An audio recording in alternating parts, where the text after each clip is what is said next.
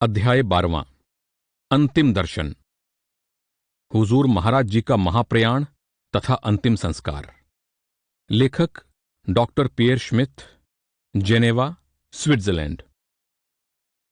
जब महाराज जी ने अंतिम सांस ली, तब मैं अपने सद्गुरु के पवित्र हाथ को थामे एक छोटे स्टूल पर बैठा हुआ था और उनके दिव्य नेत्रों को स्थिरतापूर्वक निहार रहा था। मैंने उनके अंतिम श्वास को देखा और उनके हृदय की आखिरी धड़कन को महसूस किया। मैं उठकर खड़ा हो गया। अपने असामान्य कर्तव्य का मुझे बोध था। गंभीर मौन के साथ मैंने कमरे में नत सिर, भीगे नेत्र बैठे सत्संगियों की ओर देखा। पास का कमरा भी सत्संगियों से भरा हुआ था, जो अश्रुपूर्ण नेत्रों के साथ सिर झुकाए बैठे थे।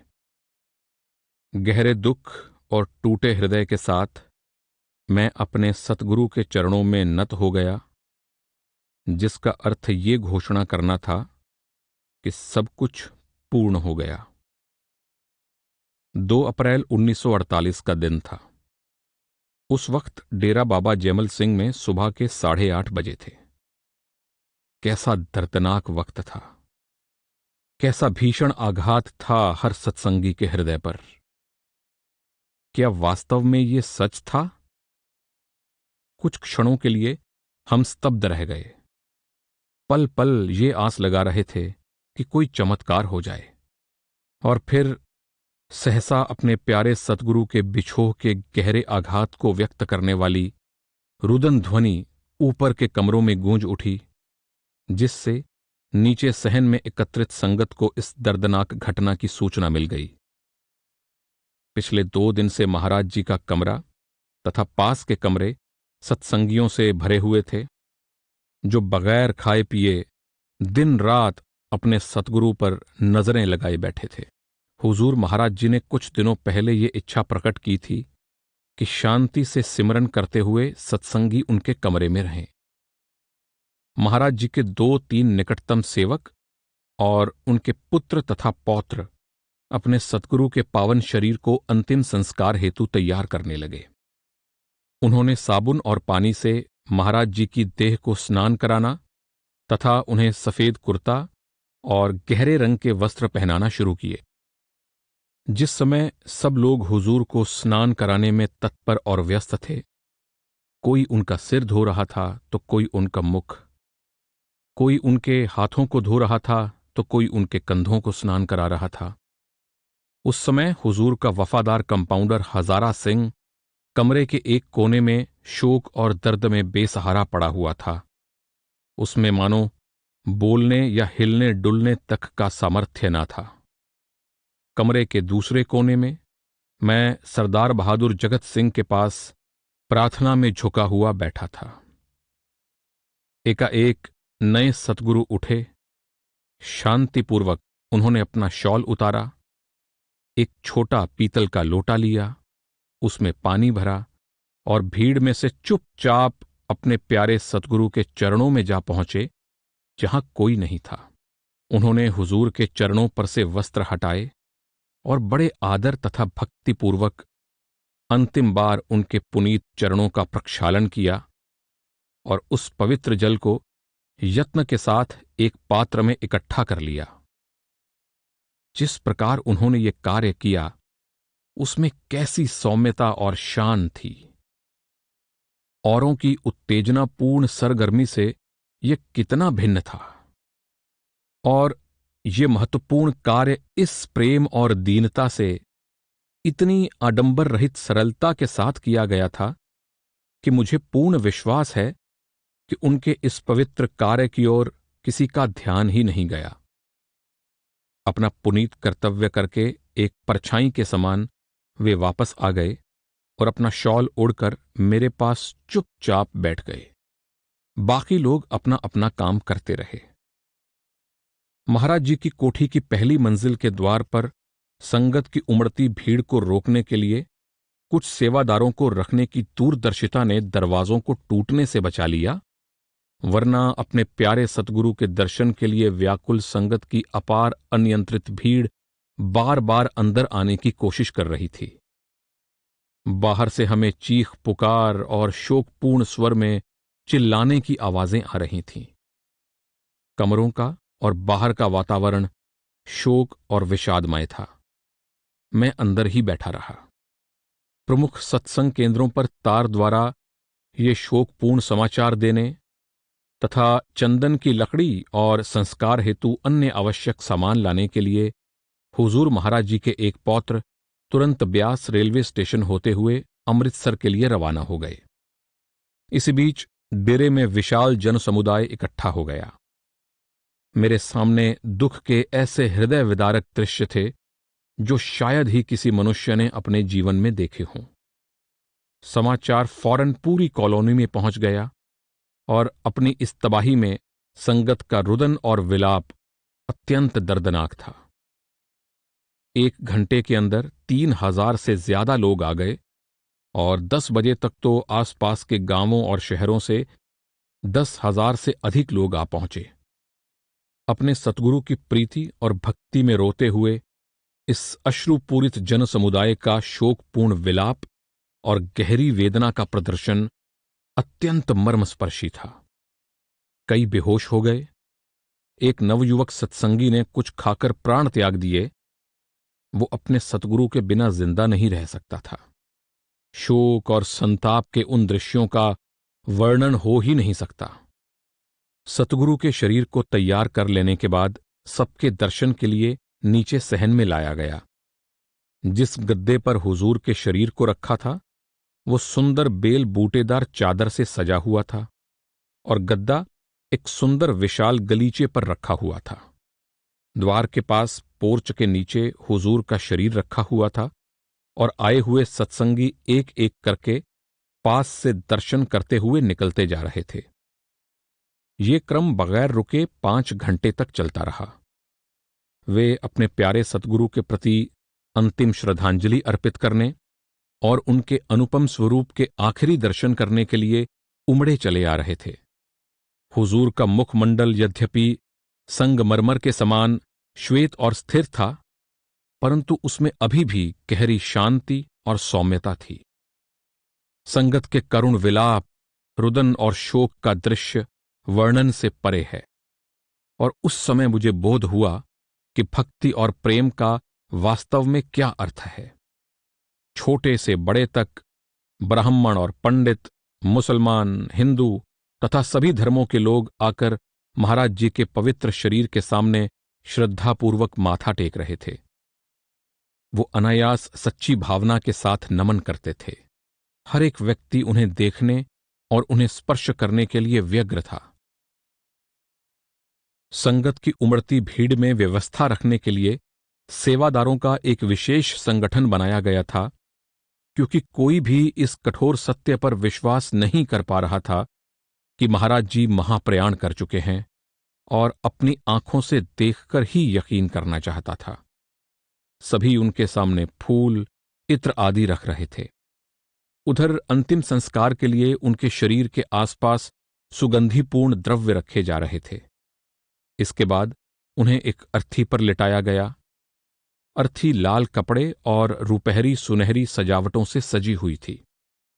अब इस बात का निर्णय करना था कि अंतिम संस्कार उसी दिन किया जाए या बाद में, क्योंकि कई सत्संगियों ने बड़े अनुरोध के साथ प्रार्थना की कि संस्कार कुछ दिनों के बाद किया जाए, ताकि उनके मित्र और परिवार के लोग, जिन्हें अभी खबर भी ना मिल पाई थी, आकर अपने सतगुरु के अंतिम दर्शन कर सकें।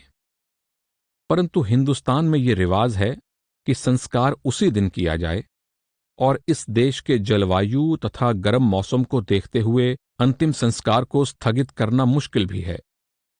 इसलिए ये तय किया गया कि उसी दिन शाम को सूर्यास्त के समय अग्नि संस्कार किया जाए। शाम को 5 बजे तेज हवा और आंधी आने लगी। आकाश में धूल छा गई और वातावरण धुंधला हो गया। ऐसा लगता था मानो प्रकृति भी इस व्यथा में व्याकुल हो। खूब सजे हुए शव मंच पर अर्थी को रखा गया और उसे सतगुरु के 12 निकटतम सत्संगियों ने अपने कंधों पर उठाया। इनमें नए सतगुरु सरदार बहादुर जगत सिंह जी भी थे। शव यात्रा डेरे से 3 मील दूर ब्यास नदी के किनारे की ओर चल पड़ी। शव यात्रियों को रेत के टीलों और घुटनों तक गहरे पानी में से जाना पड़ रहा था। पूरी यात्रा में 1.5 घंटा लगा। साथ में 20,000 लोगों का समुदाय फूल आदि फेंकता हुआ तथा भीड़ में से एक दूसरे को धक्का देता हुआ चल रहा था।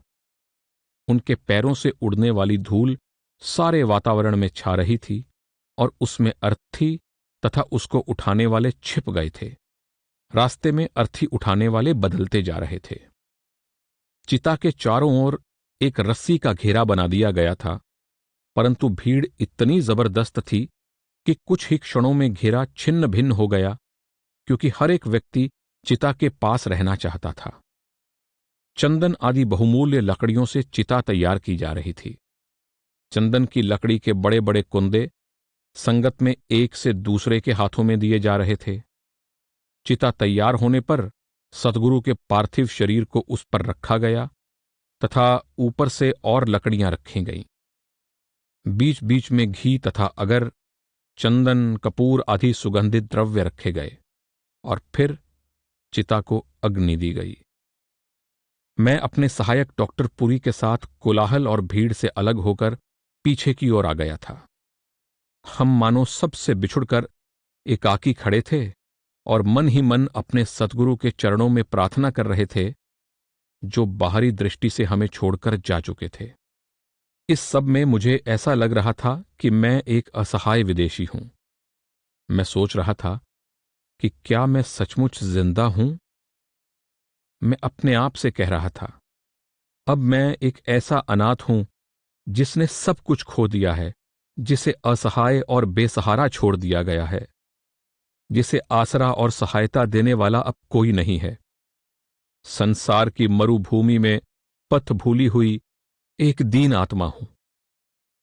और इसी समय भीड़ दोनों ओर हट गई और उसमें से एक उज्ज्वल व्यक्तित्व आगे आया। उसके मुख पर एक दिव्य सौम्यता थी और नेत्रों में था करुणापूर्ण प्रेम। ये थे नए सद्गुरु, जो दोनों हाथ बढ़ाए मेरी ओर आ रहे थे और मुझसे पूछ रहे थे कि क्या वो मेरे पास बैठ सकते हैं। मेरे टूटे हुए दिल और मेरी घोर निराशा का कैसा अनुपम उत्तर था। सतगुरु की करुणा और दया मेहर का कितना प्रभावशाली तथा मर्मस्पर्शी संकेत था। हम खामोश बैठे थे। मैं श्रद्धापूर्वक अंतिम संस्कार की विधि देख रहा था। चिता से ऊंची ऊंची लपटें उठ रही थीं, संगत शब्द गा रही थी। लोग चिता में सुपारी, खजूर, जायफल आदि डाल रहे थे। हवा तेजी से चल रही थी, धीमी बारिश हो रही थी। प्रकृति में भी उदासी और अंधेरा छा रहा था। कुछ समय बाद सरदार बहादुर जी महाराज उठे और मुझे अपने साथ चलने को कहा। मैं बारिश और तेज हवा में अपनी छतरी संभाले उनके साथ चल रहा था। औरों की तरह मैं भी एक हाथ से अपनी पतलून ऊपर खींचे हुए था, ताकि वो बारिश और कीचड़ में गंदी ना हो जाए। सहसा जब हमने रुककर पीछे चिता की चमकती हुई लालिमा की ओर देखा, तो आंधी और बारिश थम चुकी थी और डेरे के पीछे एक अद्वितीय सूर्यास्त का दृश्य दिखाई दे रहा था, जिसके अरुण प्रकाश की पृष्ठभूमि में हमारे सतगुरु द्वारा बनाए हुए विशाल सत्संग घर की रेखाएं स्पष्ट दिखाई दे रही थीं। पीछे आसमान की रक्तिम लालिमा में सत्संग घर का यह दृश्य बहुत ही भव्य और प्रभावशाली था। एक और तो संगत की विशाल भीड़ के बीच में चिता में सतगुरु का पार्थिव शरीर था और दूसरी ओर चिता के समान ही लाल आकाश था, मानो आकाश इस कभी ना भुलाए जा सकने वाले अंतिम संस्कार के दृश्य का प्रतिबिंब ही हो। चिता पर 4 सेवादारों का पहरा बिठा दिया गया था। चिता में 1.5 दिन तक आग रही। 2 अप्रैल की वो रात भयानक थी। भयंकर आंधी और गुबार, गरजते हुए बादलों की गड़गड़ाहट, बार बार चमचमाती हुई बिजली और अंत में तेज बरसात की झड़ी। इतने पर भी वे चारों सत्संगी चिता के पहरे पर दृढ़तापूर्वक बैठे रहे। सतगुरु के पार्थिव शरीर को अग्नि अपनी ज्वाला में समेटती जा रही थी। प्रकृति के वेग, आंधी और तूफान की मानो उसे चिंता ना थी। 4 अप्रैल को दोपहर के बाद फूल चुनने की क्रिया हुई। फूल को शीतल करने के लिए चिता पर दूध डाला गया। इसके बाद महाराज जी के परिवार के सदस्यों ने तथा उनके निकटतम शिष्यों ने बाल्टियों में फूल तथा राख को समेटना शुरू किया। करीब 300 सत्संगी एक कतार बनाकर चिता से नदी के बीच तक खड़े थे। बाल्टियां उसी समय से एक दूसरे के हाथों से होती हुई नदी के बीच तक पहुंचाई गईं और फूल, राख तथा संस्कार स्थल की मिट्टी तक जल में प्रवाहित कर दी गई। इस कार्य में पूरी दोपहर बीत गई। वापस जाने के लिए संगत ने बड़ी कृपा के साथ मेरे लिए घोड़े का इंतजाम कर दिया था। हुजूर महाराज जी की 3 महीने तक सेवा और चिकित्सा करने के लिए जिस प्रकार लोगों ने आकर मुझे शुक्रिया दिया, वो बड़ा ही हृदयस्पर्शी था। नए सतगुरु स्वयं मेरे निवास स्थान पर आए। उन्होंने मुझे अपनी बाहों में भर लिया और अत्यंत करुणा और प्रेम के साथ आभार प्रकट किया। मेरा दिल भर आया। मैं कह सकता हूं कि उस समय एक सतगुरु से दूसरे में परिवर्तित होने की वास्तविकता का मैंने अनुभव किया, जिसने मेरे अंतर में एक गहरी अमिट छाप छोड़ दी। मैं उस क्षण को कभी नहीं भूल सकता, जो आज तक मेरे लिए अत्यंत पावन है, जो मेरे लिए एक अमिट वरदान है। हुजूर महाराज सावन सिंह जी एक पूर्ण संत तथा सच्चे सतगुरु थे। वे आज भी अपने शिष्यों के अंतर में विराजमान हैं और शिष्य आज भी अंतर में जाकर उनके दिव्य ज्योतिर्मय स्वरूप के दर्शन कर सकते हैं।